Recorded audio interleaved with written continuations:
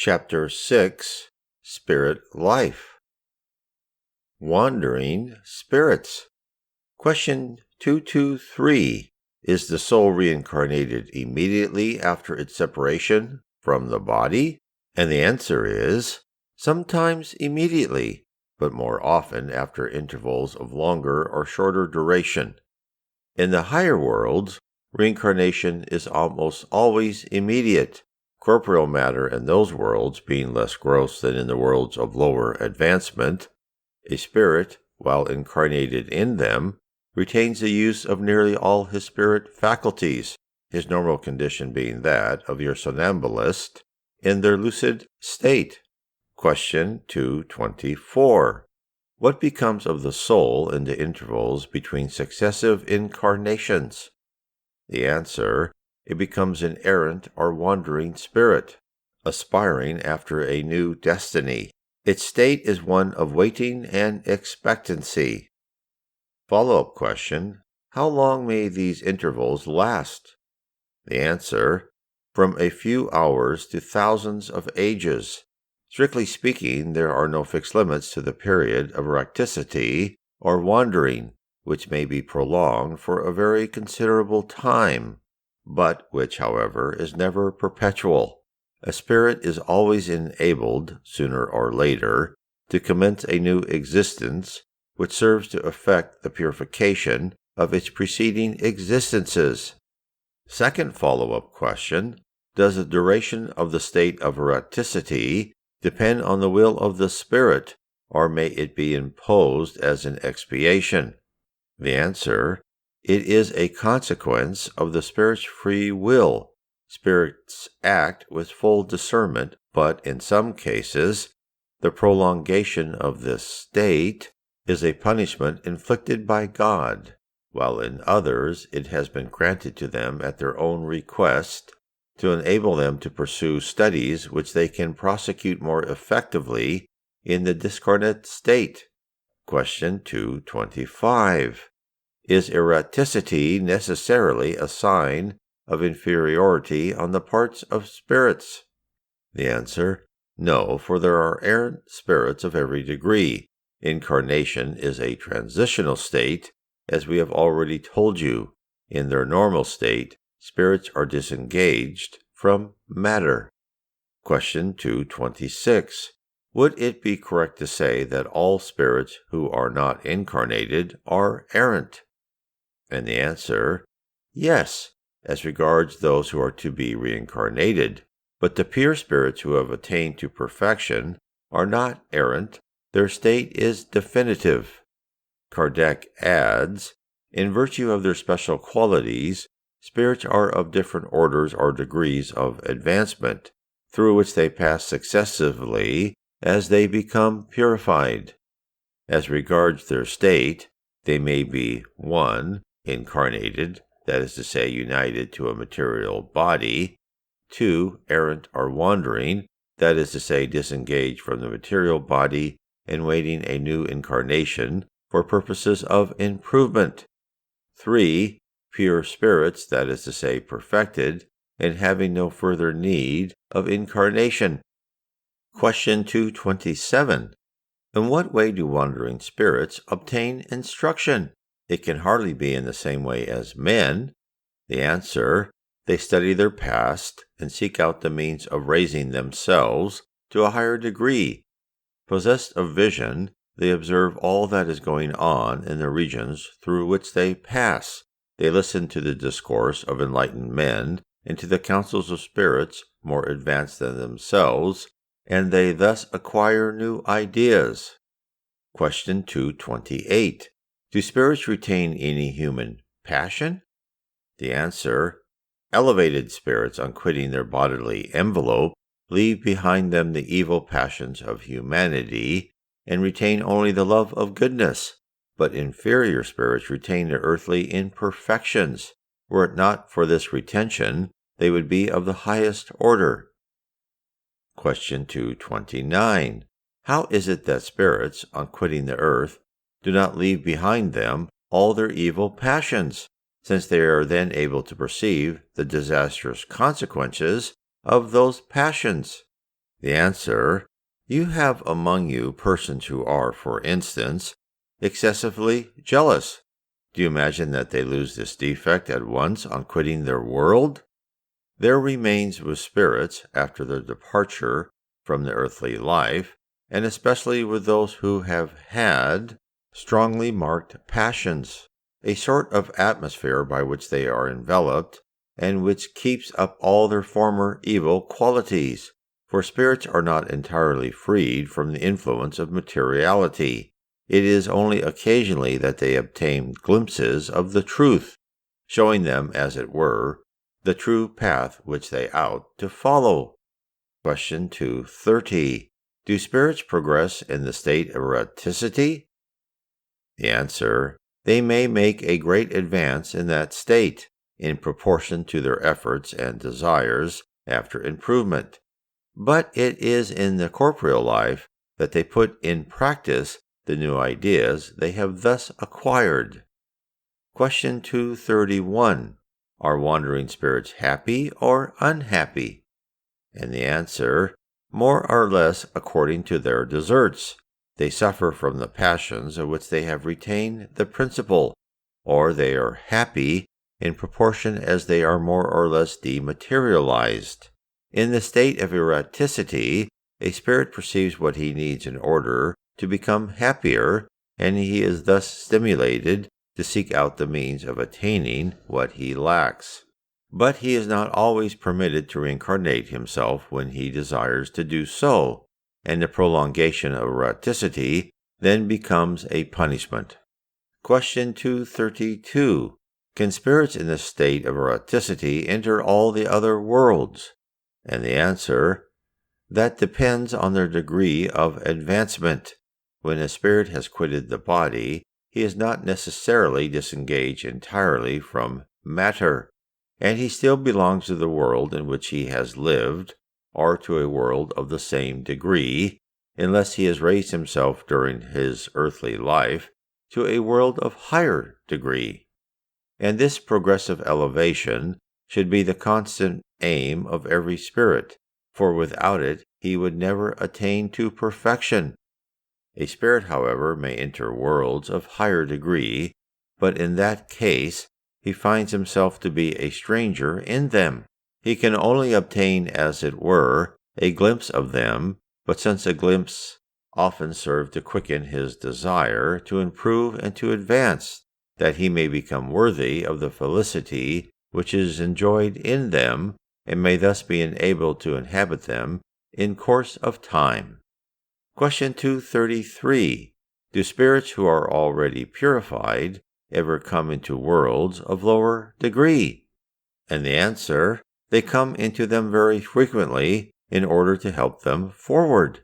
Unless they did so, these worlds would be left to themselves without guides to direct them. Transitional worlds. Question 234. Are there, as has been stated, worlds which serve as stations and resting places for errant spirits? And the answer: yes, there are worlds which are specially adapted for the reception of wandering beings, worlds which they may temporarily inhabit, a sort of camping ground in which they may bivouac for a time and repose after a too lengthened eroticity, a state which is always somewhat wearisome. Those worlds constitute intermediary stations between the worlds of other orders, and are graduated according to the nature of the spirits who are come into them, and who find in them the conditions of a rest more or less enjoyable. Follow-up question: can the spirits who occupy these worlds quit them at pleasure? And the answer: yes, they can leave them for any other region to which they may have to go. They are like birds of passage, alighting on an island in order to rest and recover strength for reaching their destination. Question 235. Do spirits progress during the sojourns in the transitional worlds? And the answer: certainly. Those who are thus come together to do so with a view to their instruction, and in order more readily to obtain permission to enter a higher region, and thus to advance their progress toward the perfection which is their aim. Question 236. Are the transitional worlds of a special nature and destined to be forever the sojourn of wandering spirits? The answer, no. Their position in the hierarchy of worlds is only temporary. Follow-up question. Are they at the same time inhabited by corporeal beings? The answer, no. Their surface is sterile. Those who inhabit them have no corporeal wants. Second follow-up question. Is this sterility permanent, and does it result from anything special in their nature? And the answer, no. Their sterility is only transitional. Another follow-up question.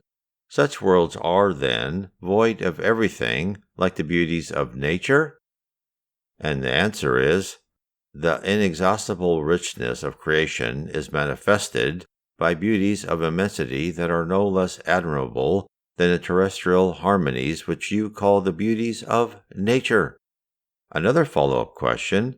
Since the state of those worlds is only transitory, will the state of our earth at some future time be of that character? And the answer, such has already been its state. Another follow-up question, at what epoch? The answer, during its formation. Kardec adds, nothing in nature is useless. Everything has its purpose, its destination. There is no void. Every portion of immensity is inhabited. Life is everywhere. Thus, during the long series of ages which preceded man's appearance upon the earth, during the vast periods of transition, attested by the superposition of the geological strata, before even the earliest formation of organized beings, upon that formless mass in that arid chaos in which the elements existed in a state of fusion, there was no absence of life. Beings who had neither human wants nor human sensation found therein a welcome refuge. The will of God had ordained that the earth, even in that embryonic state, should be useful. Who then would venture to say that of the innumerable orbs which circulate in immensity, one only, and one of the smallest of them all, lost in the crowd, has the exclusive privilege of being inhabited? What in that case would be the use of the others? Would God have created them merely to regale our eyes?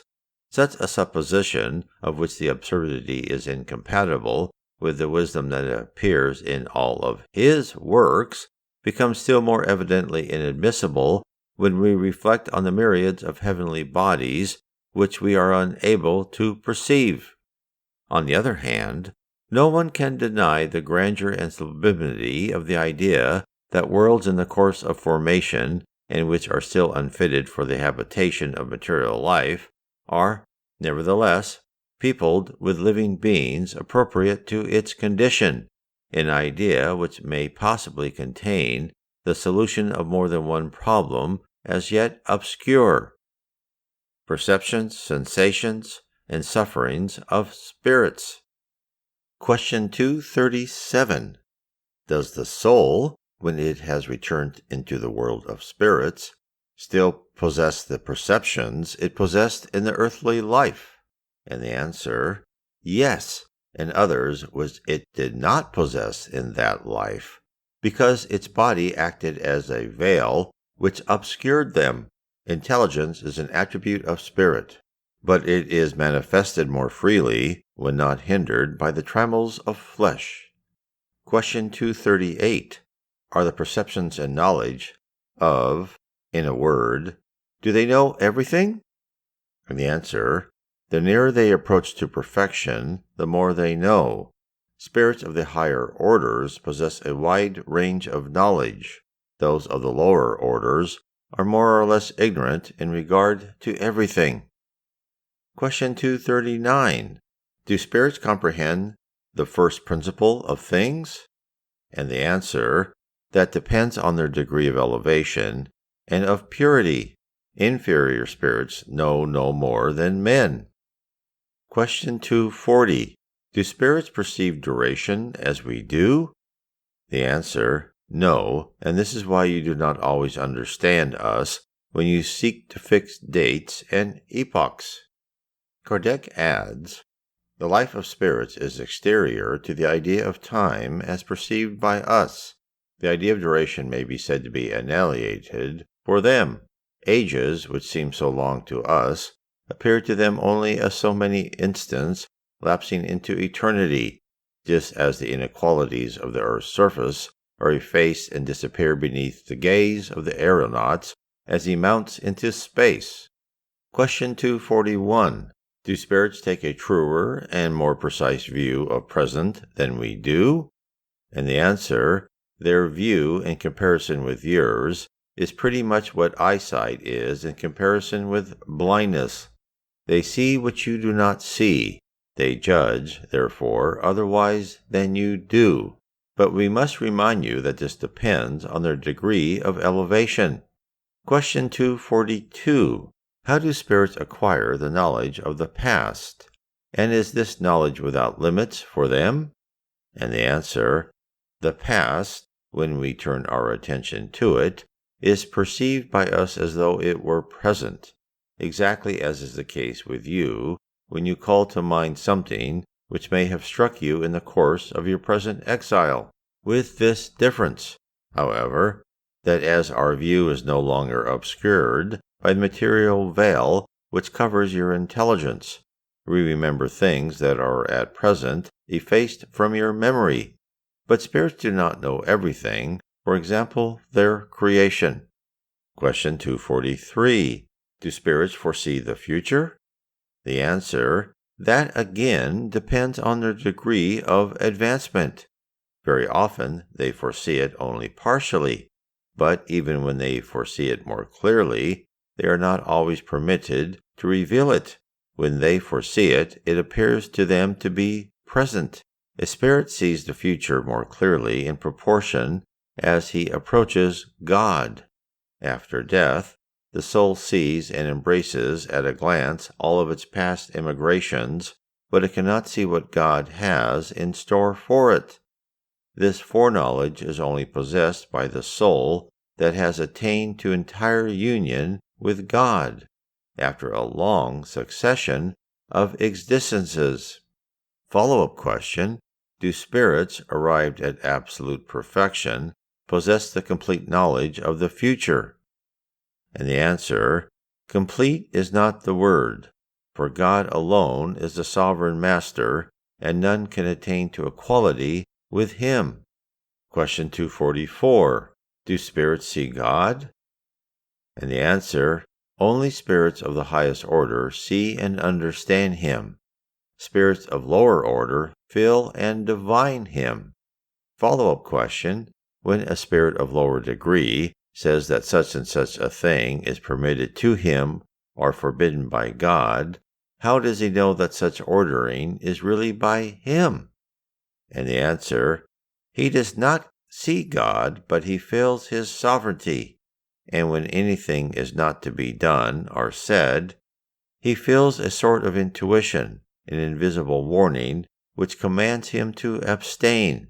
Are not you yourselves sometimes conscious of a secret impression, enjoining on you to do or not do, as the case may be? It is the same thing with us, but in a higher degree. For you can easily understand that, the essence of spirits being more supple than yours, they are better able to receive the divine monitions. Second follow-up question: are the divine commands transmitted to each spirit directly by God, or through the intermediary of other spirits?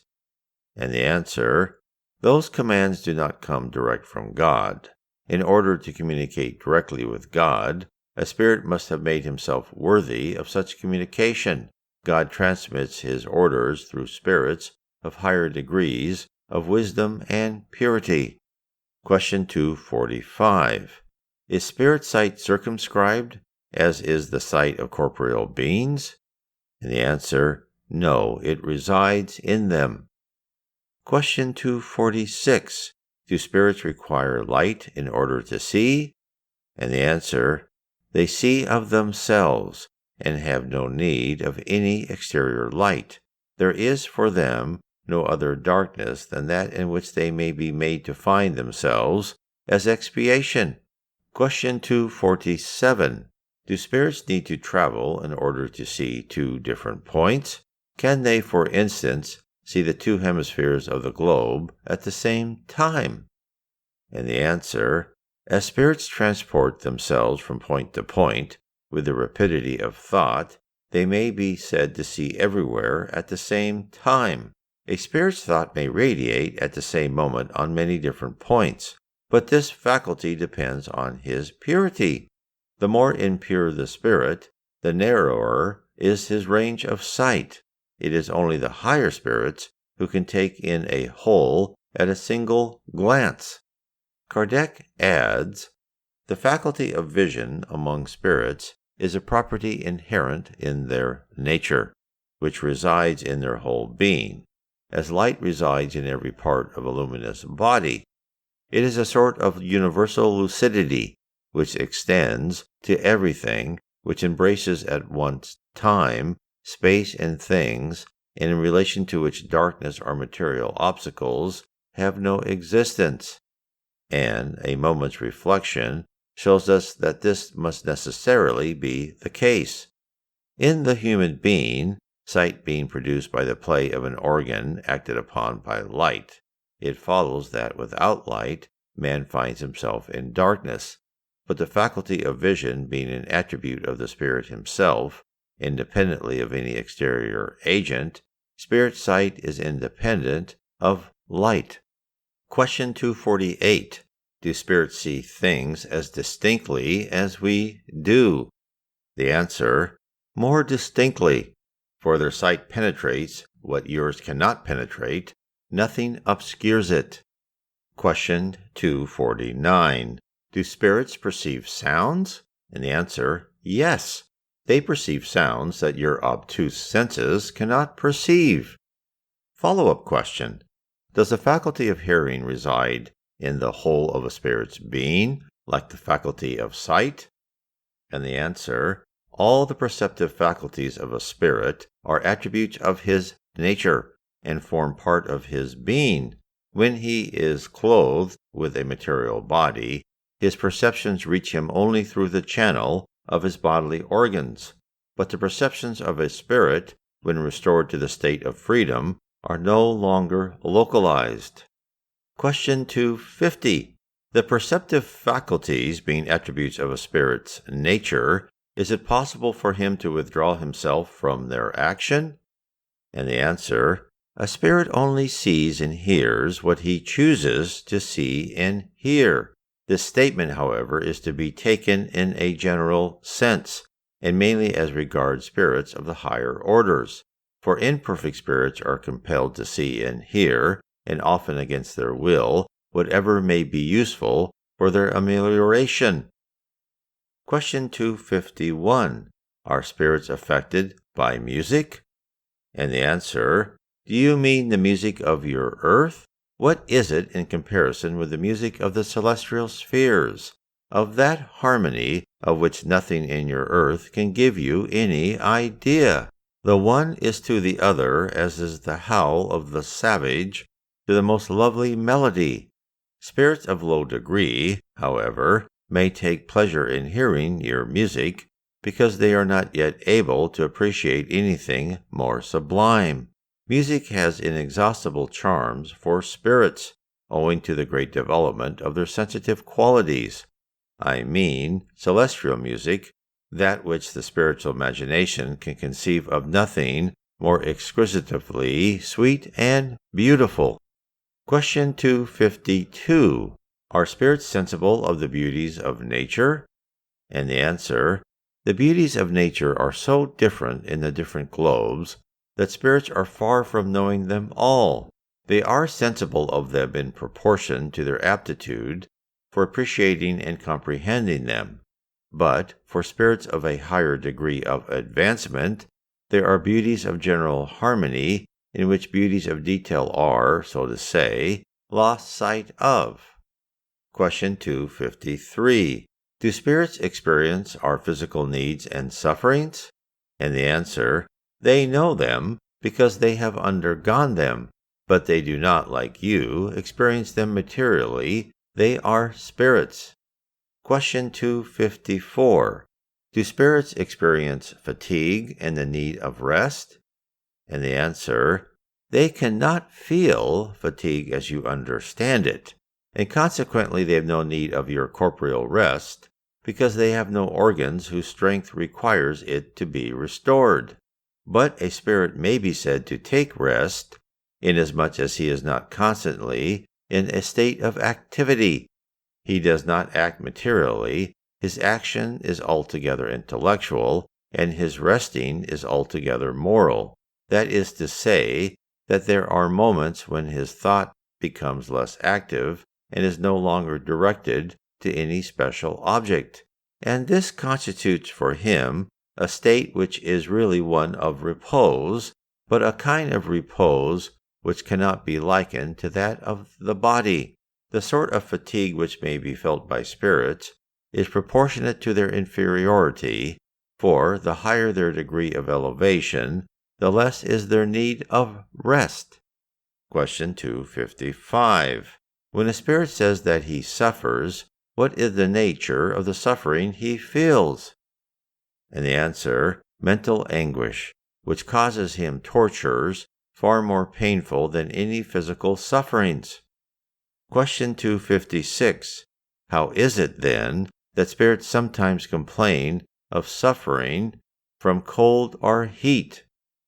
And the answer, such sensations on their part are caused by the remembrances of sufferings endured by them in the earthly life, and are sometimes as painful as though they were real. But complaints of that nature are often only figures, by which, for lack of any better means of description, they endeavor to express the situation in which they find themselves. When they remember their earthly body, they experience the same sort of impression which makes you feel for a few moments when you have taken off a cloak as though you still had it upon your shoulders. Theoretic explanation of the nature of sensations in spirits. 257. The body is the instrument of pain, of which, if not the primary cause, it is at least the immediate cause. The soul possesses the faculty of perceiving the pain thus caused. The perception of pain is, therefore, the effect of this action of the soul. The remembrance of pain retained by a spirit may be very painful, but cannot exercise any physical action. The tissues of the soul cannot be disorganized either by cold or heat. The soul can neither freeze nor burn. But do we not constantly see that the remembrances or the apprehension of a physical pain may produce all the effect of reality and may even occasion death? We know that recently amputated patients often complain of feeling pain in the limb they have lost, yet it is evident that the amputated limb cannot really be the seat nor even the point of departure of the pain felt, which is due solely to the action of the brain that has retained and reproduces the impression of the pain formerly experienced by them. It may therefore be inferred that the suffering felt by spirits after death is of a similar nature. A careful study of the perispirit would play so important a part in all spirit phenomena, the indications afforded by apparitions, whether vaporous or tangible, the state of the spirit at the moment of death, the striking pictures presented by the victims of suicide and of capital punishment, by the spirits of those who have been absorbed in carnal enjoyments, and a great variety of other facts, have thrown new light on this question, and have given rise to the explanations of which we offer the following summary. The perispirit is the link which unites the spirit with the material body. It is drawn from the surrounding atmosphere, from the universal fluid. It participates at once in the nature of electricity of the magnetic fluid and of inert matter. It may be said to be the quintessence of matter. It is the principle of organic life, but it is not that of intellectual life, the principle of which is in the spirit. It is also the agent of all the sensations of the outer life. Those sensations are localized in the earthly body by the organs which serve as their channels. When the body is destroyed, those sensations become general.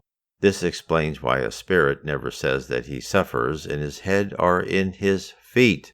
But we must take care not to confound the sensations of the perispirit, rendered independent by the death of the body, with the sensations experienced through the body, for the latter can only be understood as offering a means of comparison with the former, but not as being analogous to them.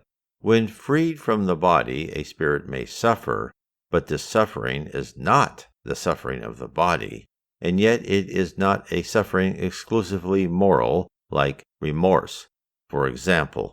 For he complains of feeling cold or hot, although he suffers no more in summer than in winter.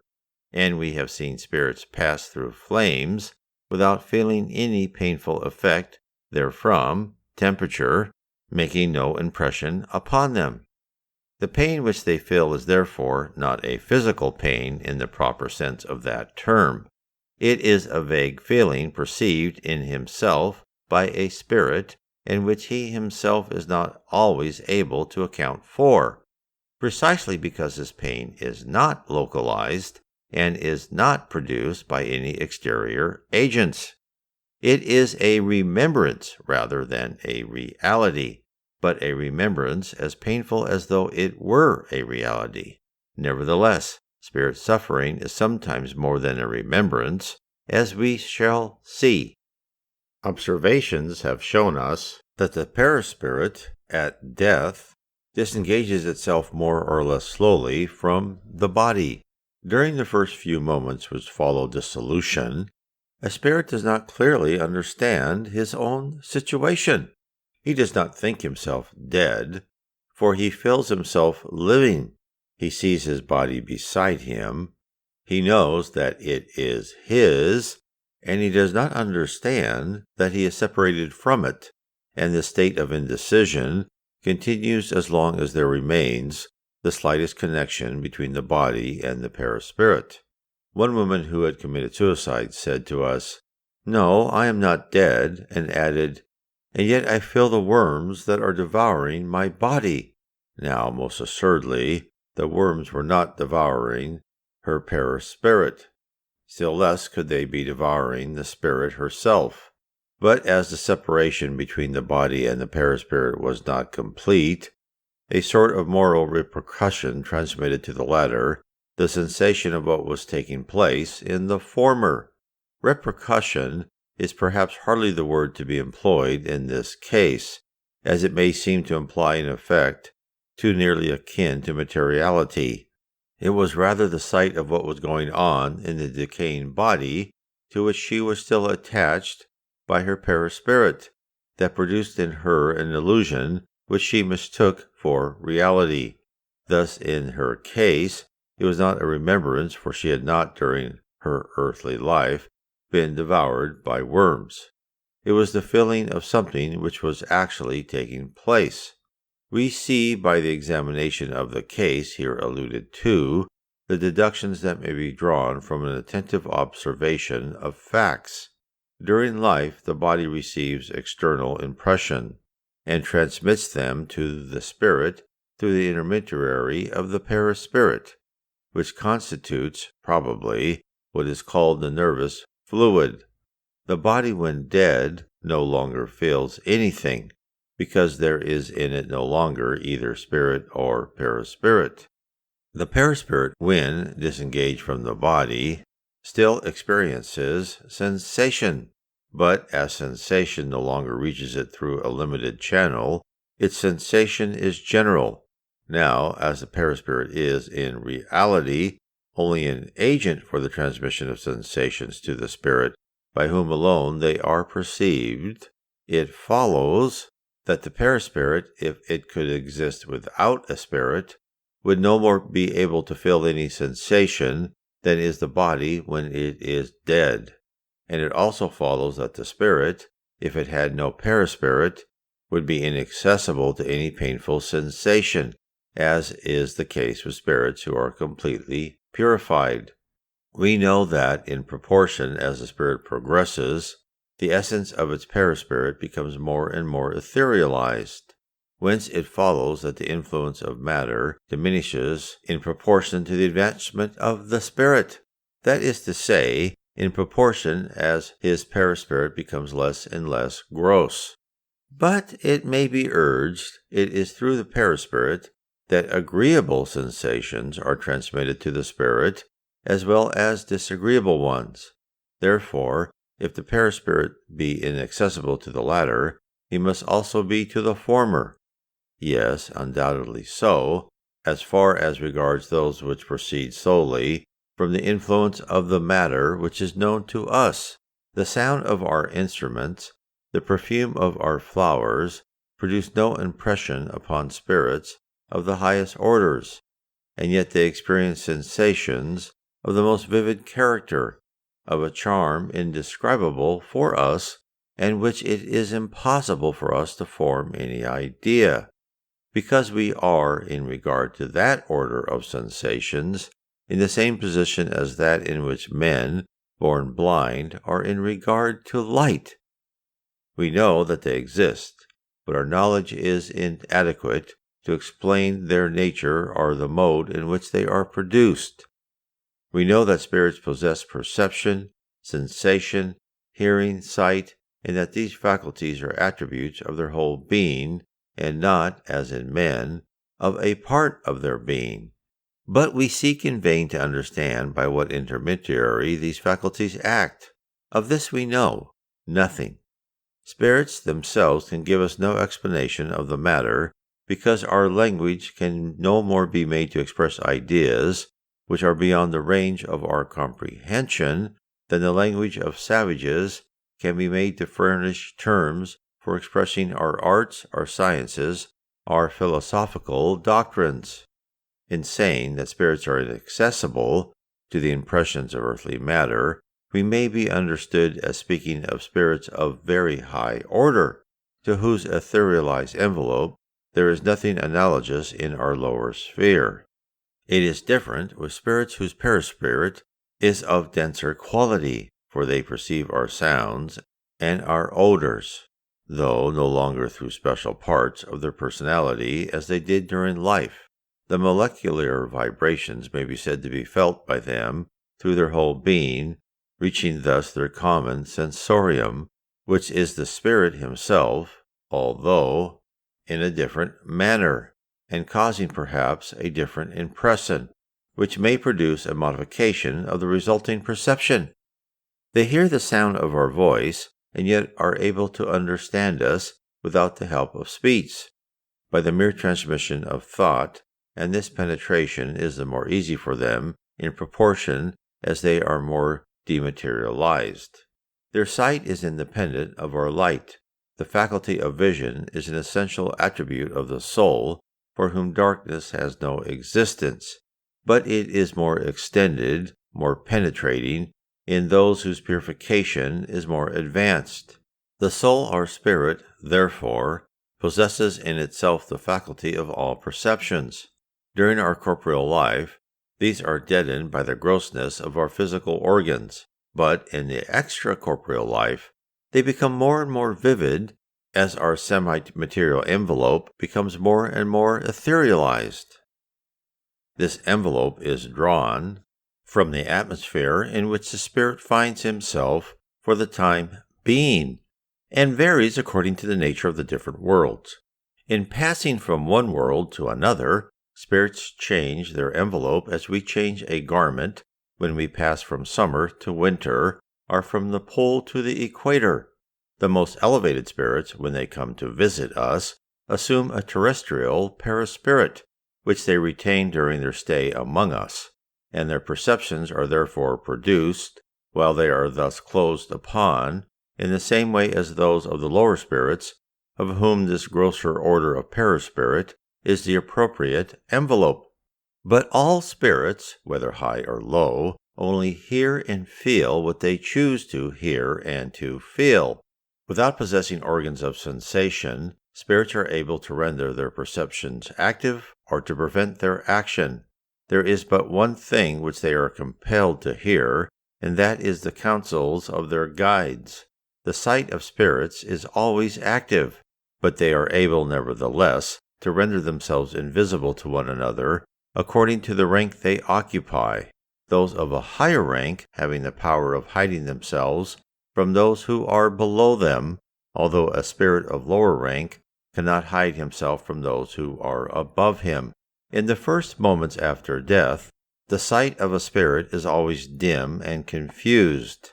It becomes clear as he becomes freed from the body, acquiring not only the same clearness which it possessed during life, but also the power of penetrating bodies which are opaque for us. As for the extension of a spirit's vision through space and into the future and the past, that depends entirely on his degree of purity and of consequent elevation. This theory, it will be said, is anything but encouraging. We had thought that, once freed from our gross bodily envelope, the instrument of all our sufferings, we should suffer no more, and now you tell us that we shall still suffer in the other life, although not in the same way as we do here. But suffering is none the less painful, whatever its nature, and this prospect is by no means an agreeable one. Alas, yes, we may still have to suffer much and for a long time, but we may also have no more to suffer, even from the very moment of quitting the corporeal life. The sufferings of our present existence are sometimes independent of ourselves, but they are often the consequences of our own volition. If we trace our sufferings back to their source, we see that the greater number of them are due to causes which we may have avoided.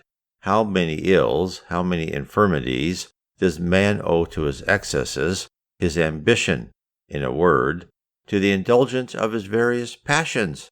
He who should live soberly in all respects, who should never run into excesses of any kind, who should always be simple in his taste, modest in his desires, would escape a large proportion of the tribulations of human life.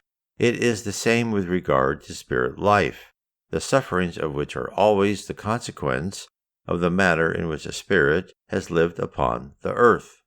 In that life, undoubtedly, he will no longer suffer from gout or rheumatism, but his wrongdoing down here will cause him to experience other sufferings no less painful. We have seen that those sufferings are the result of the links which exist between a spirit and matter, that the more completely he is freed from the influence of matter, in other words, the more dematerialized he is, the fewer are the painful sensations experienced by him. It depends, therefore, on each of us to free ourselves from the influence of matter by our action in this present life. Man possesses free will, and, consequently, the power of electing to do or not to do.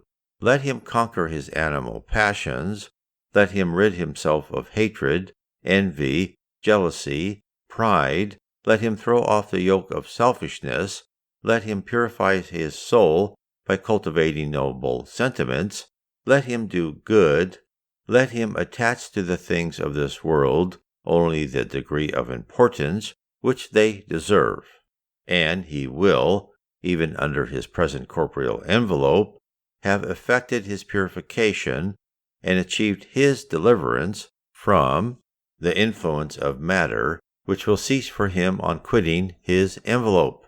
For such a one, the remembrance of physical sufferings endured by him in the life he has quitted has nothing painful, and produces no disagreeable impression, because they affected his body only and left no trace in his soul. He is happy to be relieved from them, and the calmness of a good conscience exempts him from all moral suffering. We have questioned many thousands of spirits, having belonged to every class of society. We have studied them at every period of their spirit life, from the instant of their quitting the body.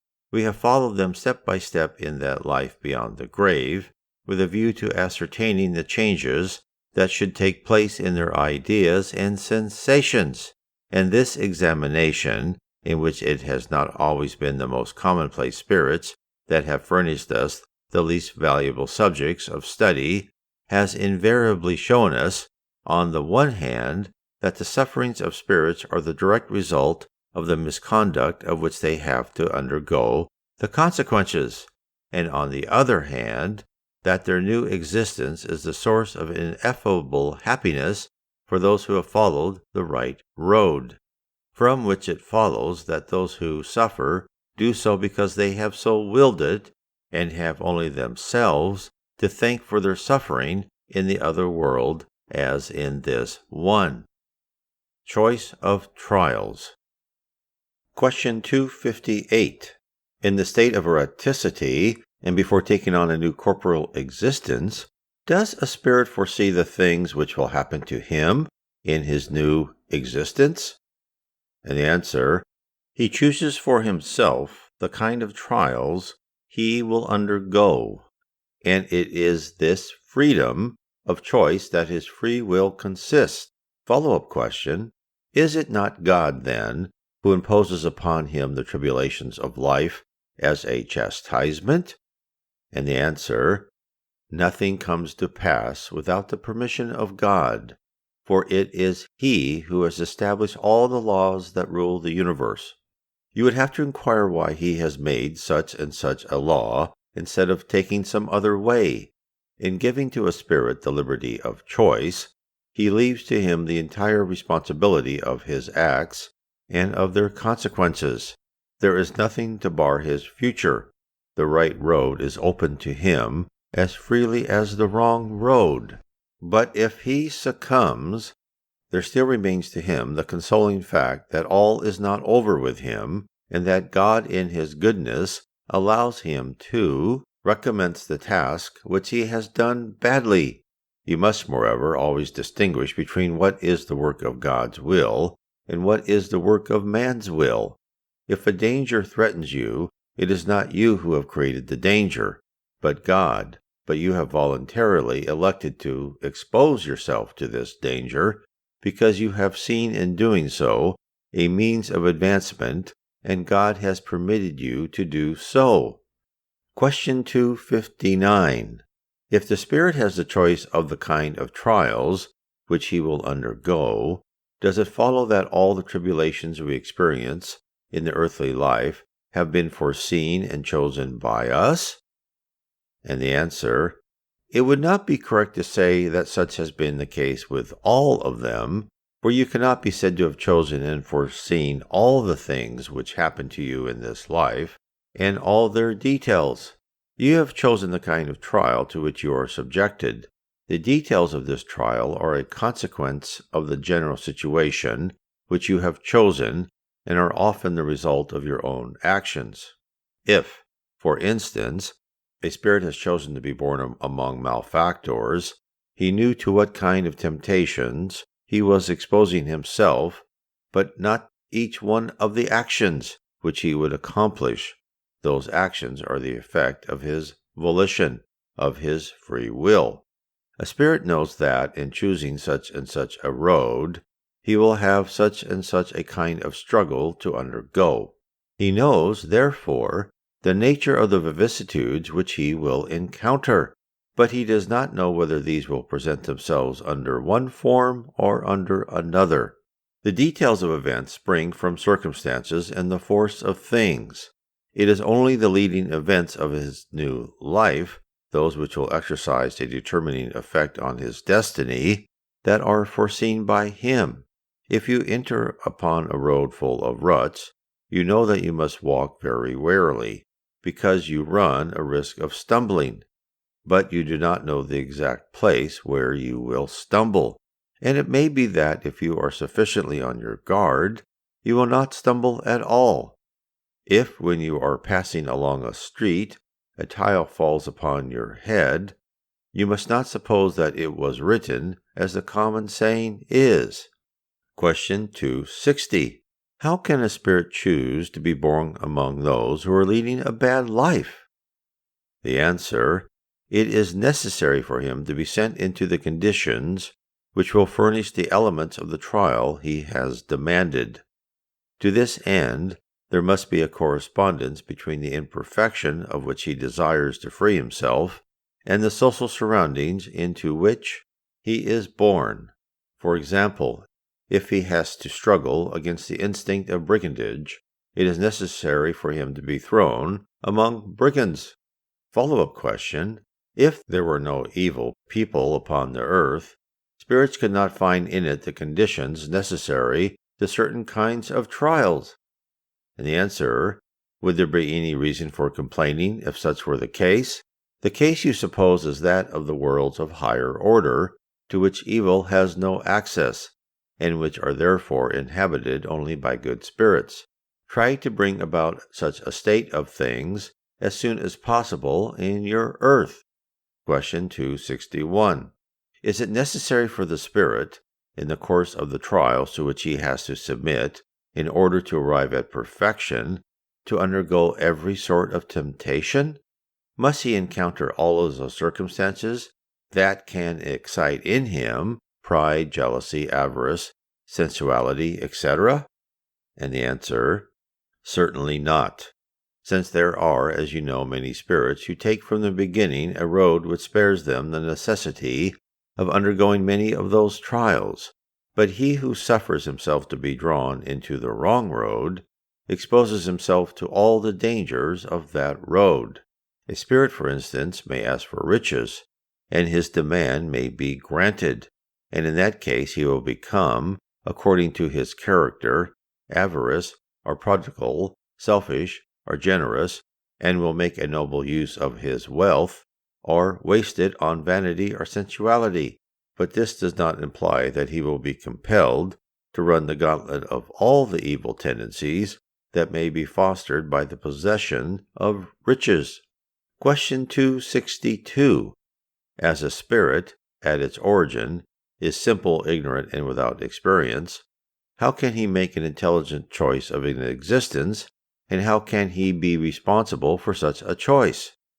And the answer: God supplies what is lacking through his inexperience by tracing out for him the road which he has to follow, as you do for the infant in its cradle. But he allows him little by little to become the master of his choice in proportion as his free will becomes developed, and it is then that he often loses his way and takes the wrong road. If he does not listen to the advice of the good spirits, who endeavor to instruct him, it is this which may be called the fall of man. Follow-up question: when a spirit is in possession of his free will, does the choice of his corporeal existence always depend solely on his own volition, or is this existence sometimes imposed on him by God as an expiation? And the answer: God can afford to wait. He never hurries the work of expiation. Nevertheless, God does sometimes impose an existence upon a spirit when the latter, through his ignorance or his obstinacy, is incapable of perceiving what would be to his advantage, and when he sees that this existence may subserve his purification and advancement, while furnishing him also with the conditions of expiation. Question 263. Do spirits make their choice immediately after death? And the answer: no. Many of them believe their sufferings to be eternal.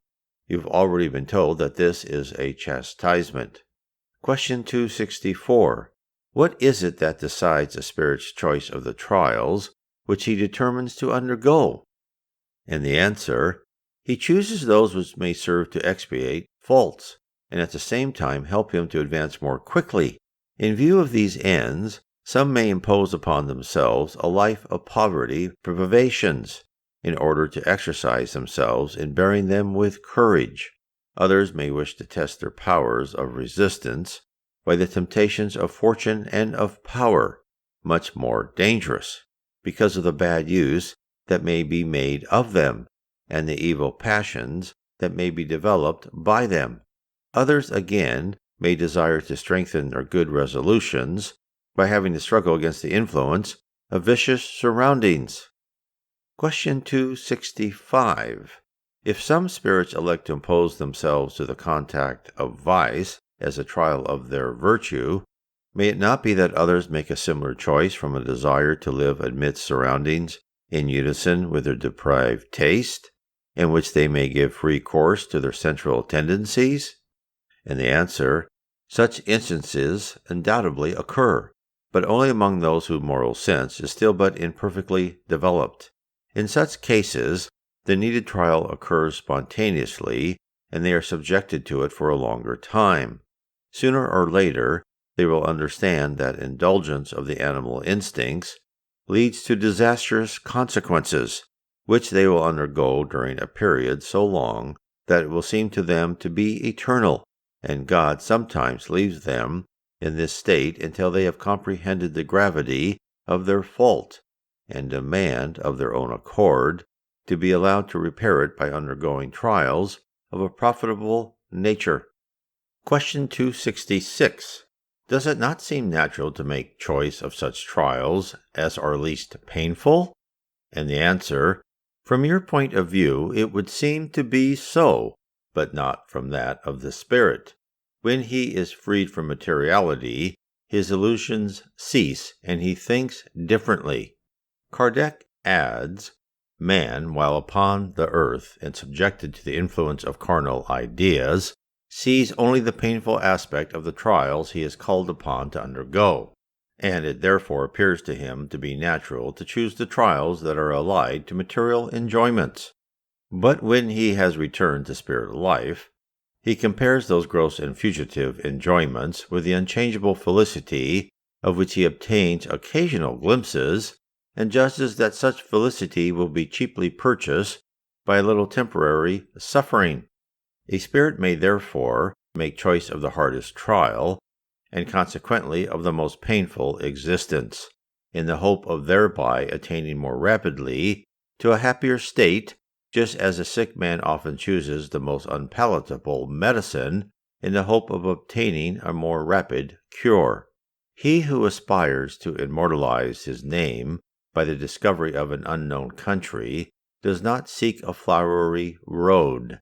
He takes the road which will bring him most surely to the aim he has in view, and he is not deterred from following it even by the dangers it may offer. On the contrary, he braves those dangers for the sake of the glory he will win if he succeeds. The doctrine of our freedom in the choice of our successive existences and of the trials which we have to undergo ceases to appear strange when we consider that spirits, being freed from matter, judge of things differently from men. They perceive the ends which these trials are intended to work out, ends far more important for them than the fugitive enjoyments of earth. After each existence, they see the steps they have already accomplished and comprehend what they still lack for the attainment of the purity which alone enables them to reach the goal, and they willingly submit to the vicissitudes of corporeal life, demanding of their own accord to be allowed to undergo those which will aid them to advance most rapidly. There is, therefore, nothing surprising in a spirit making choice of a hard or painful life. He knows that he cannot, in his present state of imperfection, enjoy the perfect happiness to which he aspires, but he obtains glimpses of that happiness, and he seeks to effect his own improvement as the sole means of its attainment. Do we not every day witness examples of a similar choice? What is the action of the man who labors, without cessation or repose, to amass the property which will enable him to eventually live in comfort, but the discharge of a task which he has voluntarily assumed as the means of ensuring for himself a more prosperous future? The soldier who offers himself for the accomplishment of a perilous mission, the traveler who braves dangers no less formidable in the interests of science or of his own fortune, are examples of the voluntary incurring of hardships for the sake of the honor or profit that will result from their successful endurance. What will not men undergo for gain or for glory? Is not every sort of competitive examination a trial to which men voluntarily submit in the hopes of obtaining advancement in the career they have chosen? He who would gain a high position in science, art, industry, is obliged to pass through all the lower degrees which lead up to it, and which constitute so many trials. Human life is thus seen to be modeled on spirit life, presenting the same vicissitudes on a smaller scale. And as in the earthly life, we often make choice of the hardest conditions as a means to the attainment of the highest ends. Why should not a discarnate spirit, who sees farther than he saw when incarnated in an earthly body, and for whom the bodily life is only a fugitive incident, make choice of a laborious or painful existence, if it may lead him or towards an eternal felicity? Those who say that, since spirits have the power of choosing their existences, they will demand to be princes and millionaires, are like the pure blind, who only see what they touch, or like greedy children, who, when asked what occupation they would prefer to follow, reply that they would like to be pastry cooks or confectioners. It is with a spirit as with a traveler, who in the depth of a valley obscured by fog, sees neither the length nor the extremities of his road. When he has reached the top of the hill, and the fog has cleared away, his view takes on both the road along which he has come, and that by which he still has to go. He sees the point which he has to reach, and the obstacles he has to overcome in reaching it, and he is able thus to take his measures for successfully accomplishing his journey. A spirit, while incarnated, is like the traveler at the foot of the hill when freed from terrestrial trammels. He is like the traveler who has reached the top of the hill. The aim of the traveler is to obtain rest after fatigue. The aim of the spirit is to attain to perfect happiness after tribulations and trials. Spirits say that, in the state of erraticity, they seek, study, observe, in order to make their choice wisely. Have we not examples of analogous action in corporeal life? Do we not often spend years in deciding on the career upon which, at length, we freely fix our choice, because we considered it to be the one in which we are most likely to succeed? If, after all, we fell in the one we have chosen, we seek out another, and each career thus embraced by us constitutes a phase, a period of our life. Is not each day employed by us in deciding what we shall do on the morrow? And what, for a spirit, are his different corporeal existences, but so many phases, periods, days, in comparison with his spirit life, which, as we know, is his normal life, the corporeal life being only a transitional passage? Question 267. Can a spirit make his choice while in the corporeal state? And the answer is, his desire may exercise a certain amount of influence according to the quality of his intention, but when he returns to spirit life, he often judges things very differently. It is only as a spirit that he makes his choice, but he may, nevertheless, make it during the material life, for a spirit, even while incarnated, has occasional moments in which he is independent of the matter he inhabits. Follow-up questions. Many persons desire earthly greatness and riches, but not assuredly either as expiation or as trial. And the answer, undoubtedly in such cases it is their material instinct which desires greatness in order to enjoy its satisfaction. The spirit can only desire it in order to understand its vicissitudes. Question 268. Until a spirit has reached the state of perfect purity, he has to constantly undergo trials? And the answer, yes, but not such as you understand by that term. By the term trials, you understand only material tribulations. But when a spirit has reached a certain degree of purification, although he is not yet perfect, he has no more tribulations of that kind to undergo. He has, nevertheless, to perform creating duties which advance his own improvement. But there is nothing painful in these, as, for example, the duty of aiding others to work out their own improvement. Question 269. Is it possible for a spirit to make a mistake as to the efficacy of the trial he chooses? The answer: he may choose one which exceeds his strength, and in that case he will succumb, or he may choose one from which he will reap no profit whatever, as for instance, if he seeks to lead an idle and useless life.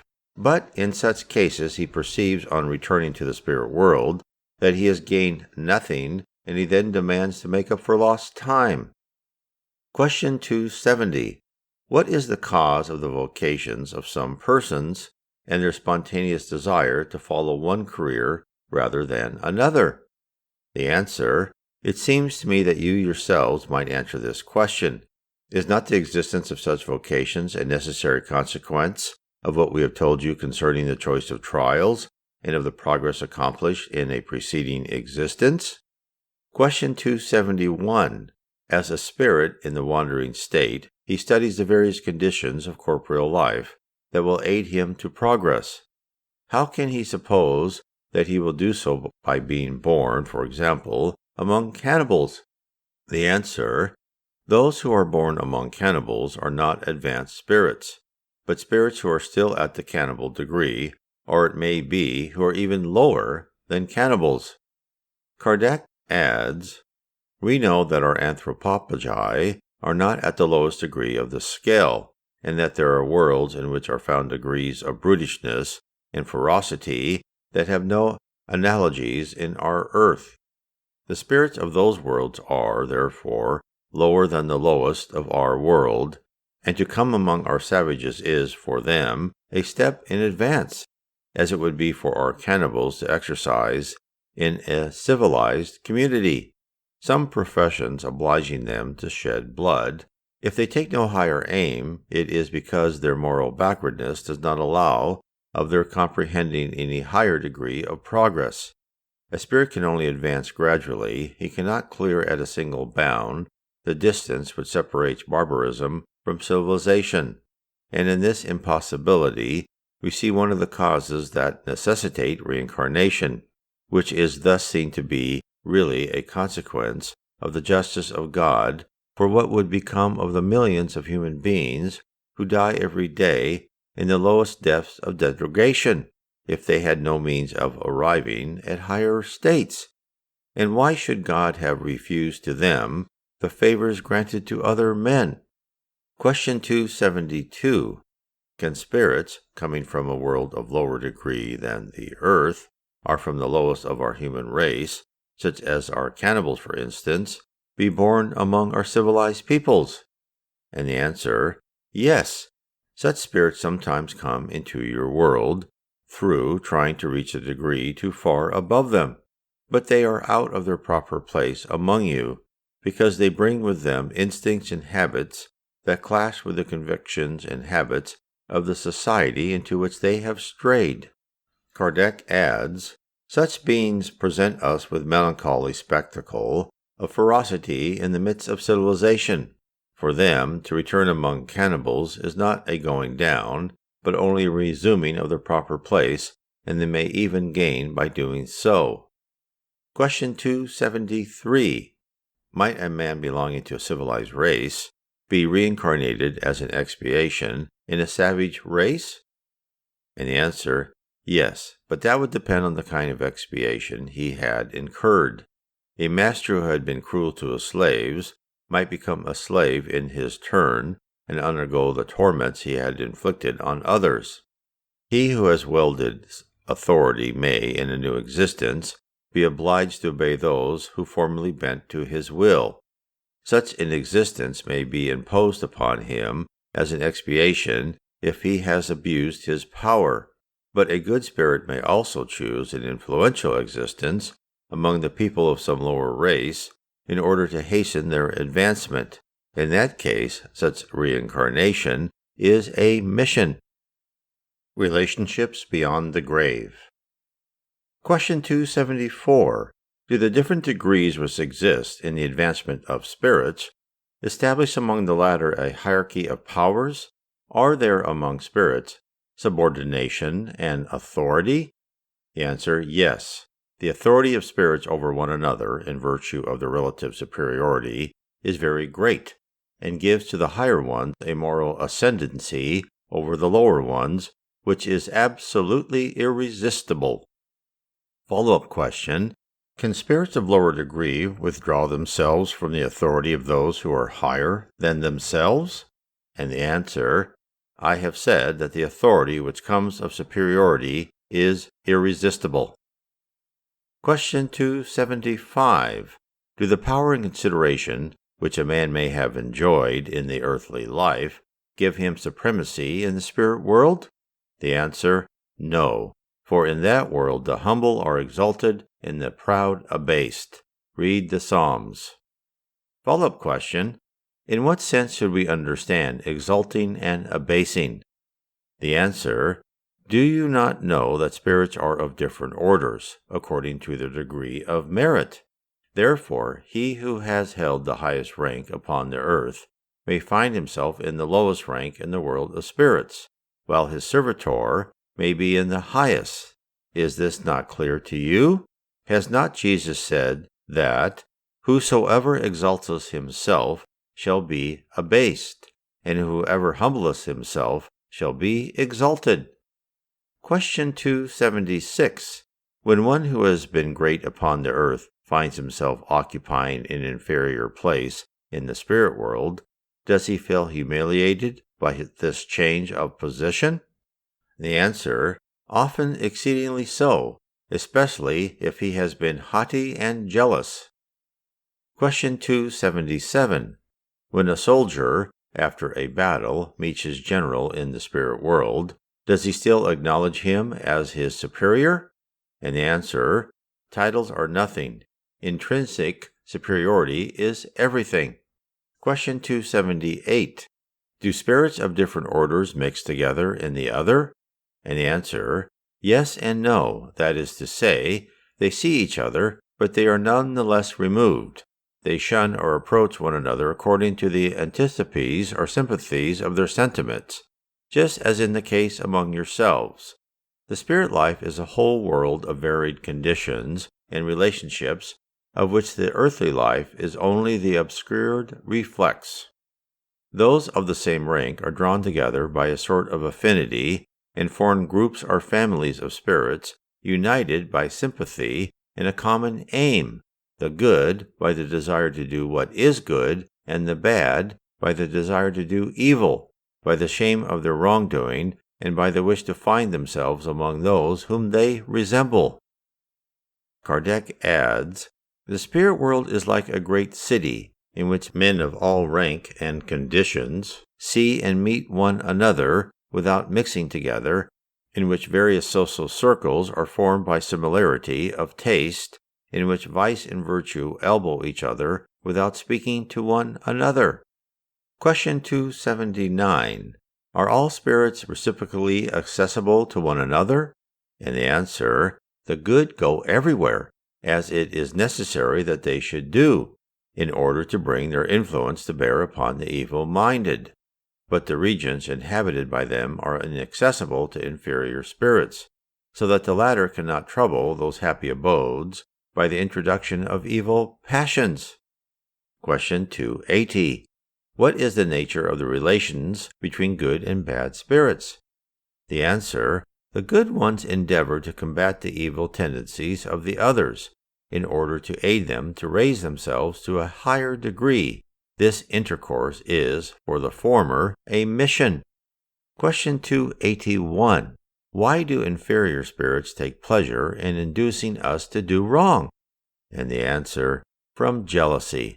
Not having earned a place among the good, their desire is to prevent, as far as in them lies, other spirits, as yet inexperienced, from attaining to the happiness from which they are excluded. They desire to make others suffer what they suffer themselves. Do you not see the working of the same desire among yourselves? Question 282. How do spirits hold communication with one another? And the answer, they see and comprehend one another. Speech is material. It is a reflex of spirit. The universal fluid establishes a constant communication between them. It is the vehicle by which thought is transmitted, as the air in your world is the vehicle of sound. This fluid constitutes a sort of universal telegraph which unites all worlds and enables spirits to correspond from one world to another. Question 283. Can spirits hide their thoughts from each other? Can they hide themselves from one another? And the answer, no. With them everything is open, and especially so with those who have attained to perfection. They may withdraw from one another, but they are always visible to each other. This, however, is not an absolute rule, for the higher spirits are perfectly able to render themselves invisible to the lower ones when they consider it useful to do so. Question 284. How can spirits who no longer have a body establish their individuality and cause it to be distinguishable from that of the other spiritual beings by whom they are surrounded?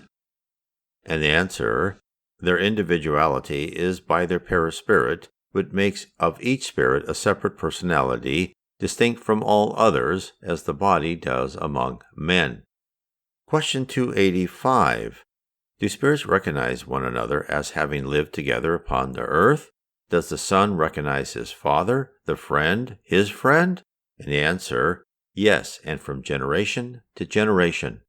Follow-up question, how do those who have known each other on their earth recognize one another in the world of spirits? And the answer, we see our past life and read therein, as in a book, on seeing the past of our friends and our enemies. We see their passage from life to death. Question 286. Does the soul see, immediately on quitting its mortal remains, the relations and friends who have returned before it into the world of spirits? And the answer, immediately is not always the right word, for as we have said, the soul requires some time to resume its self-consciousness and to shake off the veil of materiality. Question 287. How is the soul received on its return to the spirit world? And the answer, that of the righteous as a dearly beloved brother, whose return has long been waited for, that of the wicked with contempt. Question 288. What sentiment is experienced by impure spirits at the sight of another bad spirit on his arrival among them? The answer, such spirits are gratified at seeing others who resemble them and who, like them, are deprived of the highest happiness, just as a band of scoundrels upon the earth are gratified at meeting with another scoundrel like themselves. Question 289. Do our relative and friends sometimes come to meet us when we are leaving the earth? The answer, yes, they come to meet the soul of those they love. They felicitate it as one who has returned from a journey if it has escaped the dangers of the road, and they aid it in freeing itself from the bonds of the flesh. To be met thus by those they have loved is a favor granted to the souls of the upright, while the soul of the wicked is punished by being left alone or is only surrounded by spirits like himself. Question 290. Are relatives and friends always reunited after death? And the answer, that depends on their elevation and on the road they have to follow for their advancement. If one of them is further advanced and progresses more rapidly than the other, they cannot remain together. They may see one another occasionally, but they can only be indefinitely reunited when he who was behind is able to keep pace with him who was before, or when both of them shall have reached the state of perfection. Moreover, the privation of the sight of relatives and friends is sometimes inflicted on a spirit as a punishment. Sympathies and antipathies of spirits, eternal halves. Question 291. Have spirits special personal affections among themselves, besides the general sympathy resulting from similarity? And the answer, yes, just as among men, but the link between spirits is stronger when the body is absent, because it is no longer exposed to the vicissitudes of the passions. Question 292. Do spirits experience hatreds amongst themselves? And the answer, hatreds only exist among impure spirits. It is they who sow hatred and dissensions among men. Question 293. Do those who have been enemies on earth always retain their resentment against one another in the spirit world? And the answer, no, for they often see that their hatred was stupid and perceive the purity of the object by which it was excited. It is only imperfect spirits who retain the animosities of the earthly life, of which they rid themselves in proportion as they become purified. Spirits whose anger, as men, have been caused by some merely material interest forget their dissension as soon as they are dematerialized. The cause of their dissension no longer existing, they may, if there be no antipathy between them, see each other again with pleasure. Allan Kardec adds, just as two schoolboys, when they have reached the age of reason, perceive the folly of their boyish quarrels, and no longer keep up a grudge against each other on account of them. Question 294. Is the remembrance of wrongs they may have done to one another as men an obstacle to sympathy between two spirits? And the answer, yes, it tends to keep them apart. Question 295. What is the sentiment after death of those whom we have wronged? And the answer, if they are good, they forgive you as soon as you repent. If they are bad, they may retain resentment against you and may even pursue you with their anger in another existence. This may be permitted by God as a chastisement. Question 296. Are individual affections of spirits susceptible of change? The answer, no, for they cannot be mistaken in one another. The mask under which hypocrites hide themselves on earth has no existence in the world of spirits, and their affections, when they are pure, are therefore unchangeable. The love which unites them is a source of supreme felicity. Question 297. Does the affection which two spirits have felt for each other upon the earth always continue in the spirit world? And the answer, undoubtedly, if that affection were founded on sympathy, but if physical causes have had more share in it than sympathy, it ceases with those causes. Affections are more solid and lasting among spirits than among men, because they are not subordinated to the caprices of material interest and self-love. Question 298. Is it true that the souls of those who will eventually be united in affection are predestined to this union from their beginning, and that each of us has, thus, in some part of the universe, his other half, to whom he will someday be necessarily reunited? The answer is no. There is no such thing as any special and fated union between any two souls. Union exists between all spirits, but in different degrees, according to the rank they occupy. That is to say, according to the degree of perfection they have acquired. And the greater their perfection, the more united they are. It is discord that produces all the ills of human life. The complete and perfect happiness at which all spirits eventually arrive is the result of concord. Question 299. In what way should we understand the term other half, sometimes employed by spirits to designate other spirits for whom they have special sympathy? The answer, the expression is incorrect. If one spirit were the half of another spirit, he would, if separated from that other, be incomplete. Question 300. When two perfectly sympathetic spirits are reunited in the other world, are they thus reunited for all eternity, or can they separate from each other and unite themselves with other spirits? The answer, all spirits are united among themselves. I speak of those who have reached the state of perfection. In the spheres below that state, When a spirit passes from a lower sphere to a higher one, he does not always feel the same sympathy for those whom he has quitted. Question 301. When two spirits are completely sympathetic, are they the complement of each other, or is that sympathy the result of their perfect identity of character? And the answer, the sympathy which attracts one spirit to another is the result of the perfect concordance of their tendencies and instincts. If one of them were necessary to complete the other, he would lose his individuality. Question 302. The similarity of thoughts and sentiments suffice to constitute the kind of identity which is necessary to the production of perfect sympathy, or is uniformity of acquired knowledge also required for its production? The answer, perfect sympathy between two spirits result from equality in the degree of elevation. Question 303. May spirits who are not now sympathetic become so in the future? And the answer, yes, all will be sympathetic in course of time.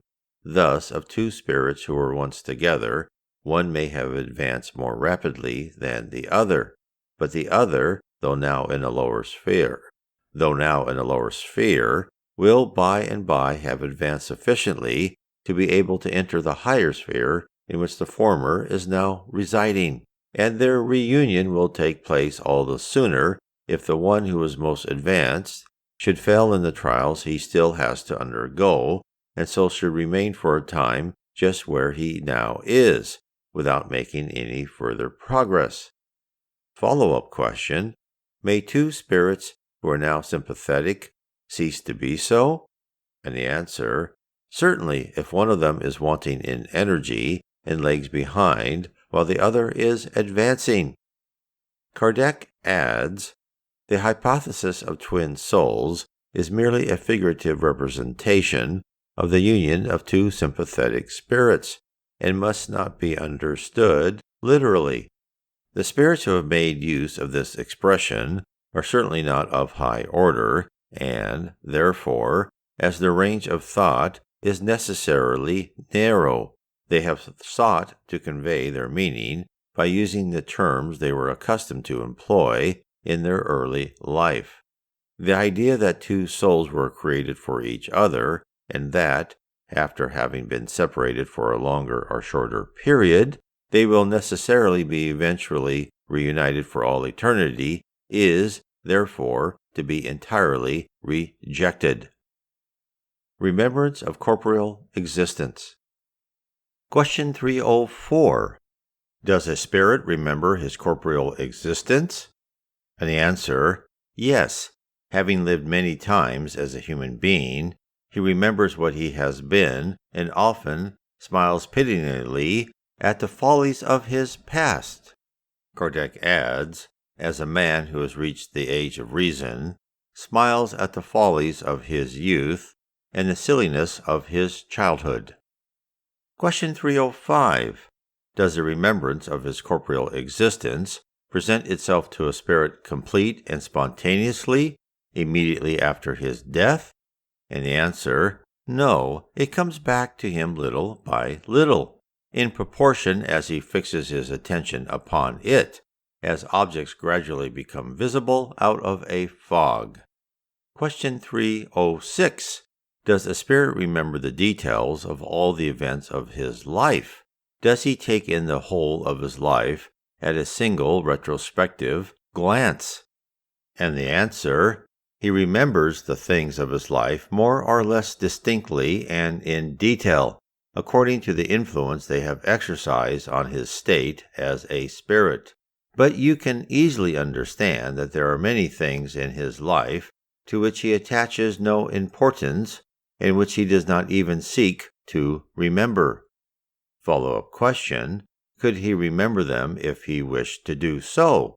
And the answer, he has the power of recalling the most minute details of every incident of his life, and even of his thoughts. But when no useful purpose would be served by exerting this power, he does not exert it. Question 307. In what ways does his past life present itself to a spirit's memory? Is it through an effort of his imagination, or is it like a picture displayed before his eyes? And the answer, it comes back to him in both ways. All the actions which he has an interest in remembering appear to him as though they were present. The others are seen by him more or less vaguely in his thought, or entirely forgotten. The more dematerialized he is, the less importance does he attach to material things. It has often happened to you, on evoking some wandering spirit who has just left the earth, to find that he remembers neither the names of persons whom he liked, nor details which to you appear to be important. He cares but little about them, and they have faded from his memory. But you find that he perfectly remembers the main facts of his life, which have conduced to his intellectual and moral progress. Question 308. Does the spirit remember all the existences which have preceded the one he has just quitted? And the answer, his entire past is spread out before him, like the stages already accomplished by a traveler. But, as we have told you, he does not remember all his past actions with absolute precision. He remembers them more or less clearly in proportion to the influence they have had upon his present state. As to his earliest existences, those which may be regarded as constituting the period of spirit infancy, they are lost in vagueness and disappear in the night of oblivion. Question 309. How does a spirit regard the body he has just quitted? And the answer, as an uncomfortable garment that hampered him and that he is delighted to be rid of. Follow-up question. What feeling is produced in him by seeing the decomposition of his body? The answer, almost always that of indifference, as something about which he no longer cares. Question 310. After a time, does the spirit recognize the mortal remains or other objects that once belonged to him?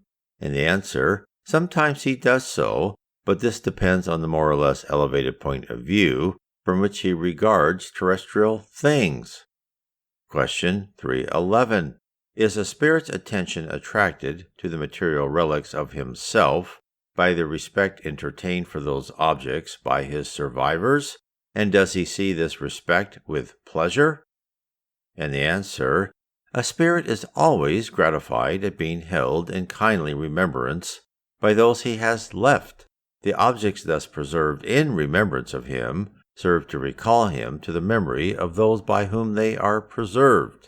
But it is the action of their thought which attracts him, and not those objects. Question 312. Do spirits retain the remembrance of the sufferings endured by them in their last corporeal existence?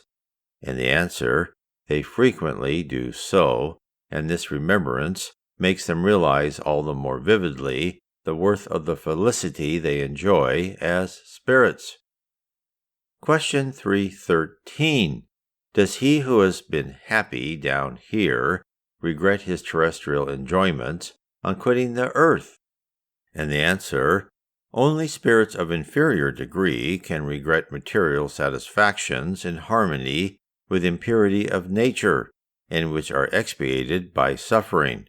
For spirits of higher degree of elevation, the happiness of eternity is immeasurably preferable to the ethereal pleasures of the earthly life. Kardec adds, as the adult despises that which constituted the delights of his infancy.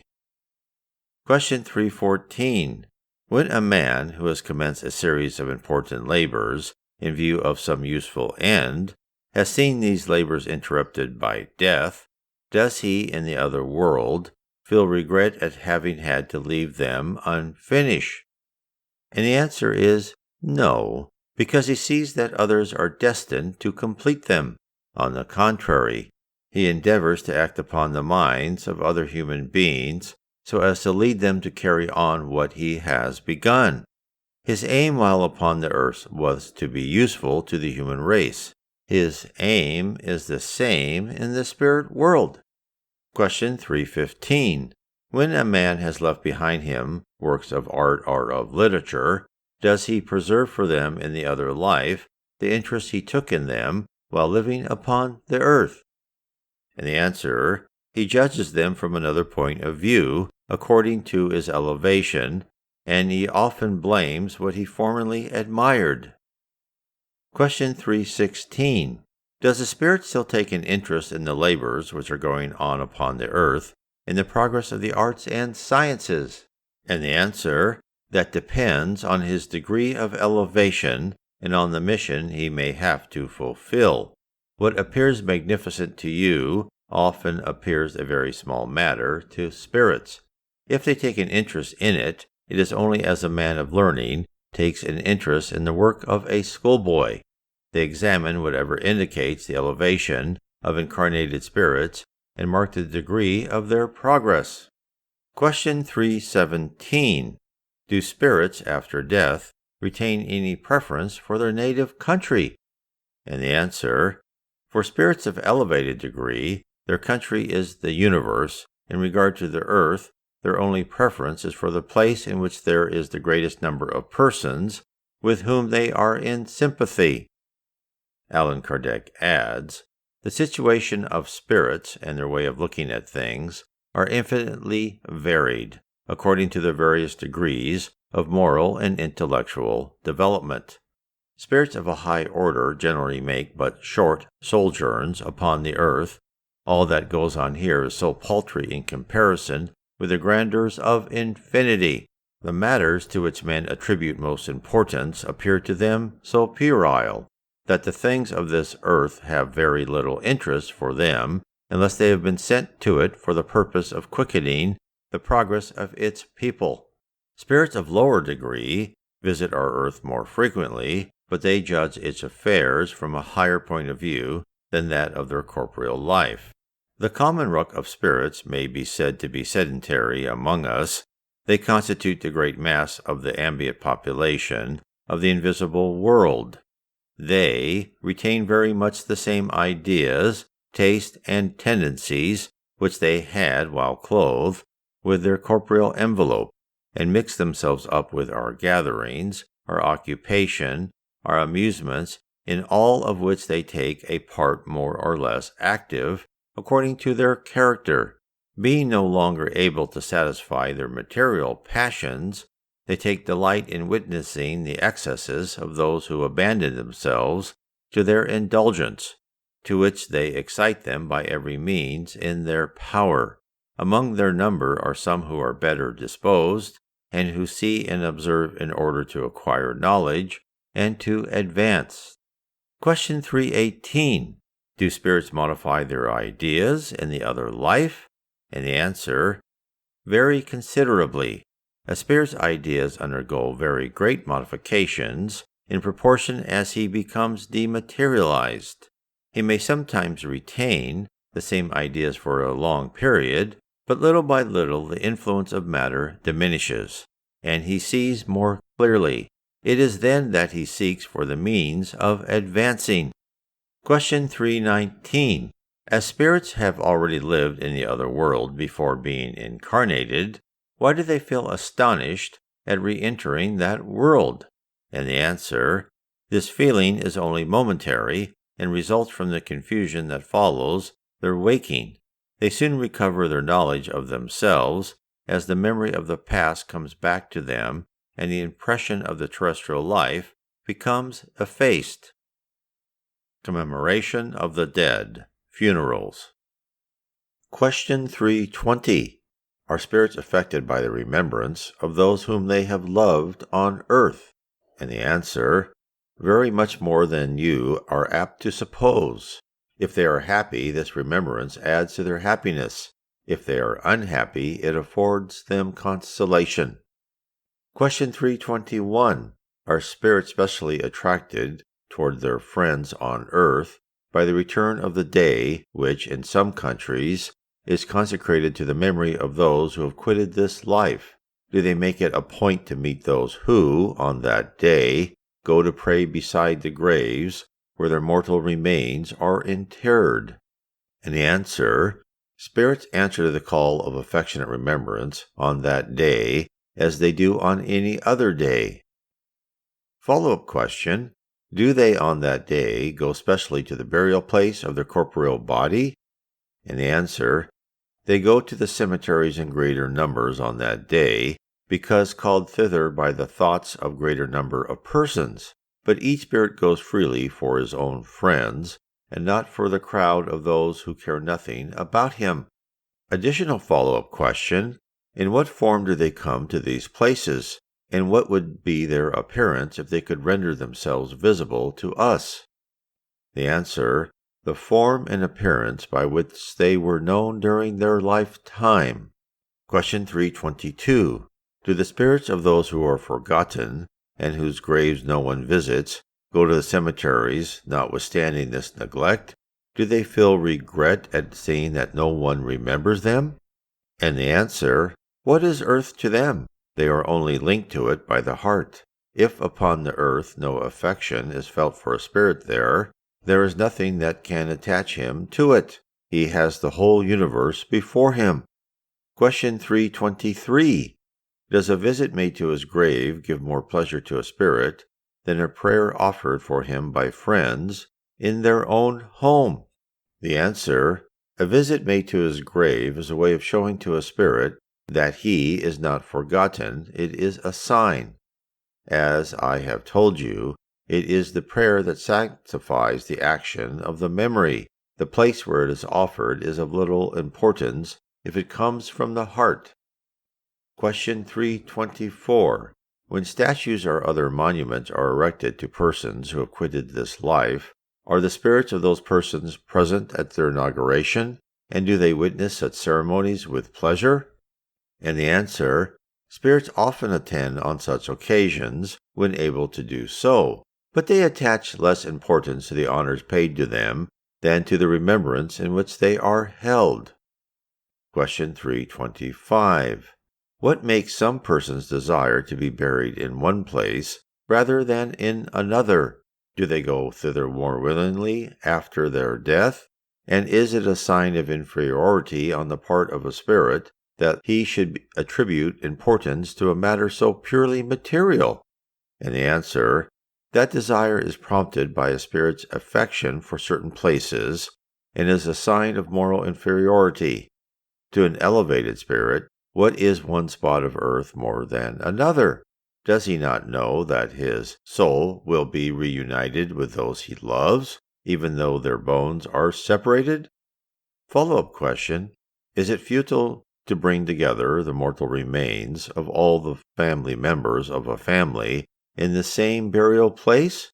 And the answer: such reunion is of little importance to spirits, but it is useful to men, whose remembrance of those who have gone before them is thus strengthened and rendered more serious. Question 326. When the soul has returned into the spirit life, is it gratified by the honors paid to its mortal remains?